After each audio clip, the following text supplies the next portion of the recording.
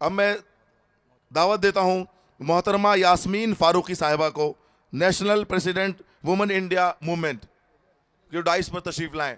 मोहतरमा यास्मीन फारूकी साहिबा।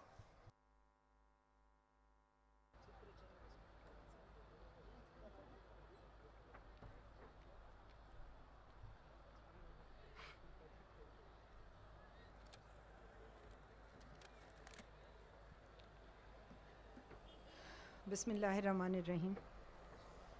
अल्हम्दुलिल्लाहि रब्बिल आलमीन। सबसे पहले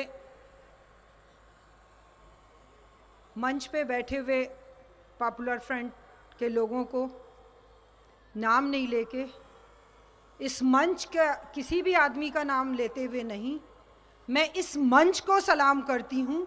जो ये मंच बैठा है वो हकीकतन एक सलाम, एक सलूट के लायक है, जिसने वाकई में वो चीज़ दिखाई है कि जो हिंदुस्तान के लिए कहा जाता है कि हिंदुस्तान एक गुलदस्ता है जिसमें हर तरह के फूल होते हैं।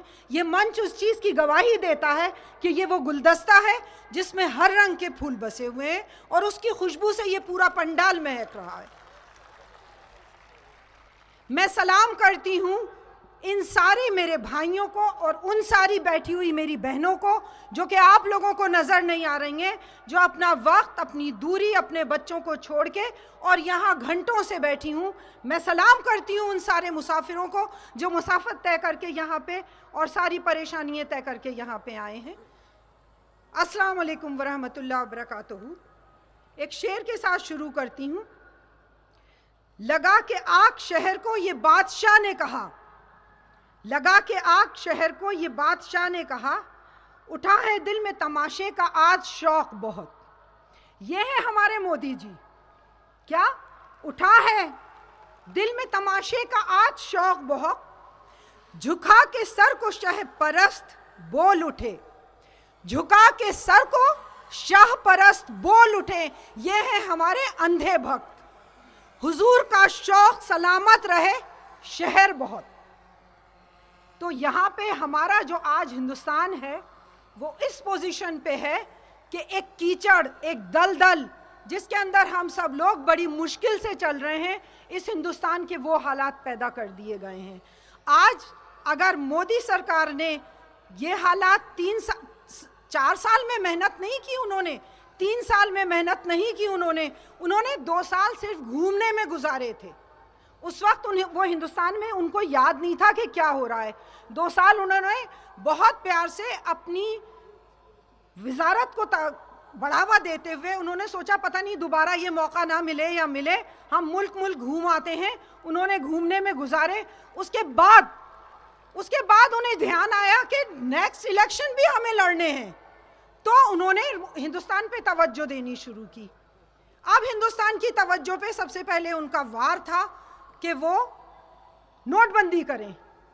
नोटबंदी पे उन्होंने बड़े ज़ोर शोर से नोटबंदी शुरू की, लेकिन जिस तरह वो बर्बाद हुई तो उसको ये समझ में नहीं आया कि अब इसको चीज़ को हम पलटें कैसे।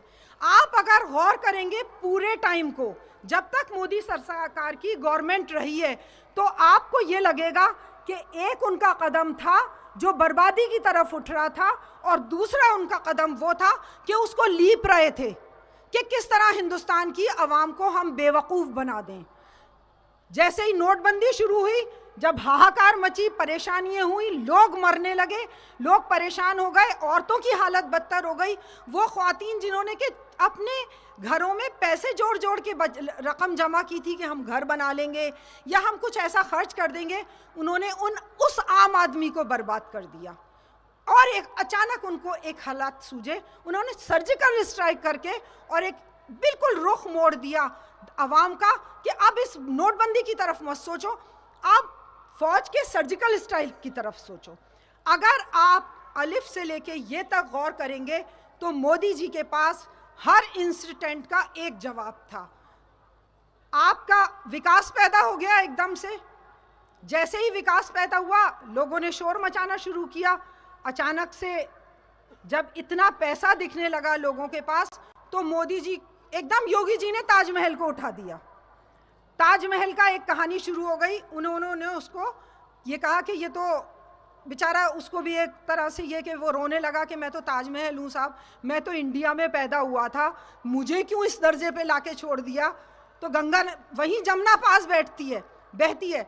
जमुना ने बहुत प्यार से कहा कि ताजमहल मत रो, हम हैं तुम्हारे साथ, मेरी एक बहन गंगा भी है, हम दोनों मिलके इस तहजीब को बिल्कुल कायम रखेंगे और हम तुम्हें बिल्कुल इस यहीं पे पैदा रहने देंगे, बाहर नहीं जाने देंगे। तो जैसे जैसे चीज़ें आती जाती हैं, लव जिहाद, 3 तलाक, मोदी जी 3 तलाक पे बात करते हैं, औरतों की हमदर्दी करते हैं, घर में बीवी बैठी है उसे ना तलाक देते हैं, ना छोड़ते हैं, ना रखते हैं। लेकिन उन्हें मुसलमान औरतों से इतनी हमदर्दी हो जाती है कि कोई इंतहा नहीं।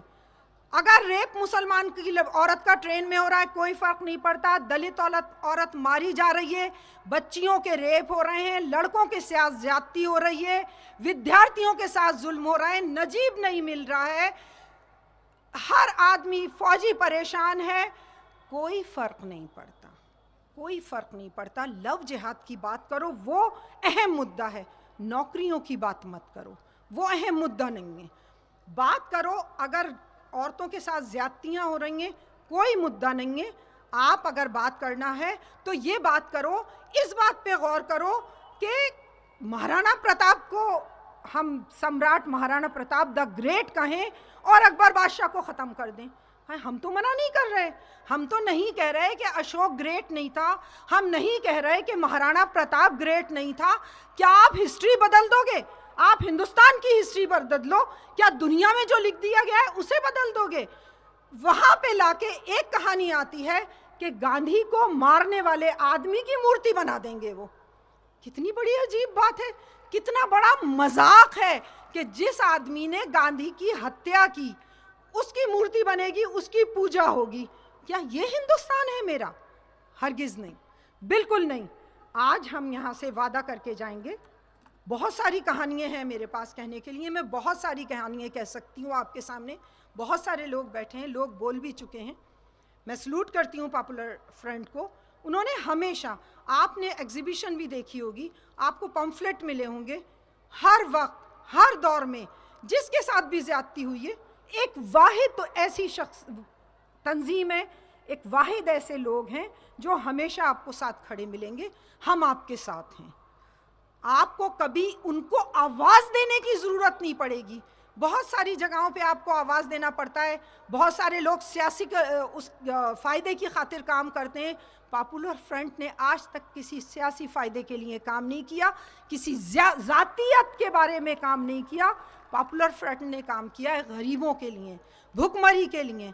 आज की जो तारीख़ है वो हमारी और आपकी लिखी हुई होना चाहिए, ना कि उन लोगों की लिखी होना चाहिए कि जिन्होंने गद्दारियाँ की हैं।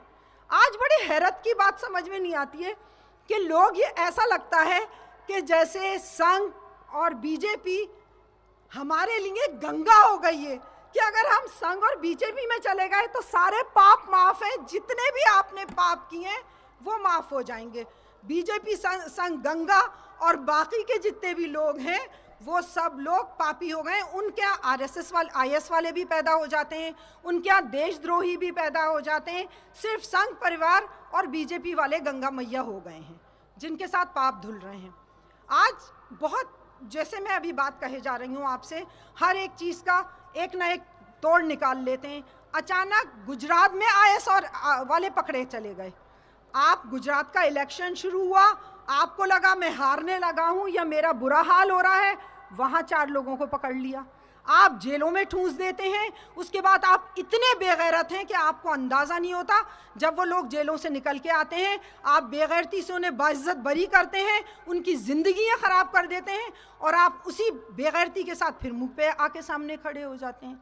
आज हम लोग यहाँ खड़े होके, इस मंच पे बैठ के, मेरी बहनें भी यहाँ पे बैठी हैं और मैं आप लोग पॉपुलर फ्रंट वालों को अपनी बहनों की तरफ से भी ये बात कहती हूँ कि हम औरतें भी आपके बराबर से शाना बशाना साथ हैं। जहाँ हमारी ज़रूरत पड़ेगी हम अपना खून बहाने को लिए भी तैयार हैं, हमें कोई परेशानी नहीं है इस चीज़ से। लीजिए साहब, पर्ची आ गई। मैं तो वैसे ही बहुत मुख्तसर कर रही थी। चलिए, आखिर में सिर्फ एक ही बात कह के जा रही हूँ कोई सब चीज़ आनी जानी है, दुनिया आनी जानी है, हर चीज़ का वक्त मुकर्रर है। एक शेर से आपको सिर्फ अलविदा कहूँगी। जिस धज से कोई मक्तल में गया, जिस धज से कोई मक्तल में गया, वो शान सलामत रहती है। ये जान तो आनी जानी है, इस जान की तो कोई बात नहीं।